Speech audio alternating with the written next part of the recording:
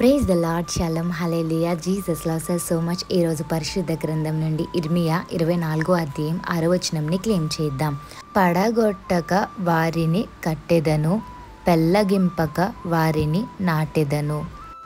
ఆర్థికంగా కానీ, జాబ్ లేక, బిజినెస్లో పడిపోయి మీరు ఇంకా నిలవలేకపోతున్నారు, నిలబెట్టలేకపోతున్నారు అని బాధపడుతున్నారా అండి?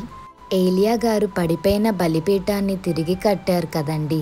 12 స్టోన్స్ ఒకే ప్లేస్లో పెట్టి ఆ నెక్స్ట్ బలిపీఠం మీద పెట్టాల్సినవన్నీ సెట్ చేసి అప్పుడు దానికి దూరంగా నీల్ డౌన్ చేసి ప్రేయర్ చేశారండి. ఆయన ప్రార్థన చేశాక సూపర్ న్యాచురల్ పవర్ ఆకాశం నుంచి దిగి వచ్చింది. ఈ పిక్చర్లో చూస్తున్నారు కదండి.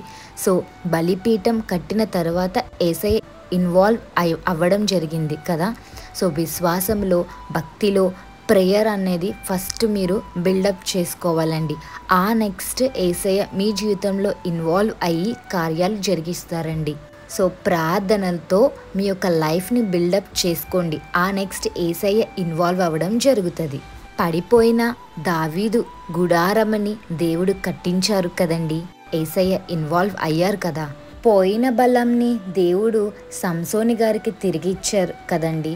మరి ఆయన ఏమన్నా మంచివారా, ఆయన ఏమి తప్పు చేయలేదా అని మీరు అనుకోవచ్చు.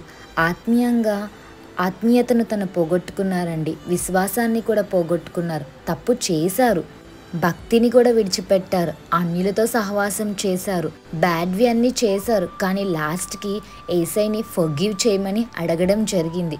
మీ జీవితంలో కూడా తెలిసి తెలియక కొన్ని తప్పులు చేసి ఉంటారు. కానీ తప్పు చేసి దేవునికి దూరంగా నిలబడ్డారా? తప్పండి. ఇంకా పెద్ద తప్పు దేవునికి దూరంగా వెళ్ళడం. తప్పు చేశారు, యేసయ్యని ఫర్గివ్ చేయమని అడగండి. దేవునికి దగ్గరగా రండి, మోకరించండి. దేవా, ఈ విషయంలో నేను తెలిసే తప్పు చేశా, తెలియకే తప్పు చేశా, ఏది మీరు చేశారో యేసయ్యకి క్లియర్గా చెప్పి యేసయ్యని క్షమించమని అడగండి. ఎందుకంటే మన యేసయ్య క్షమించినట్టుగా ఇంకా ఎవ్వరూ క్షమించలేరండి. యేసయ్య సంసోని గారిని, నువ్వు ఎందుకు నా దగ్గరకు వచ్చావు, నువ్వు అన్నీ తప్పు చేసావు, విశ్వాసంలో కోల్పోయావు, అన్యులతో సహవాసం చేసావు, భక్తి లేదు నీకు, నేను రిజెక్ట్ చేస్తున్నాను అని యేసయ్య రిజెక్ట్ చెయ్యలేదండి. యేసయ్య ఫర్గివ్ చేసి సంసోని గారు పోగొట్టుకున్న బలాన్ని యేసయ్య తిరిగి ఇవ్వడం జరిగింది. సో ఈరోజు పడిపోయింది అని మీ జీవితంలో ఏదైతే అనుకుంటున్నారో తిరిగి ప్రార్థనతో మొదలు పెట్టండి. యేసయ్య ఇన్వాల్వ్ అయ్యి పడిపోయిన సిచ్యువేషన్స్ అన్నీ యేసయ్య మీ జీవితంలో నిలబెడతారు. Have a blessed day in Christ Jesus. Jesus loves you so much. Amen.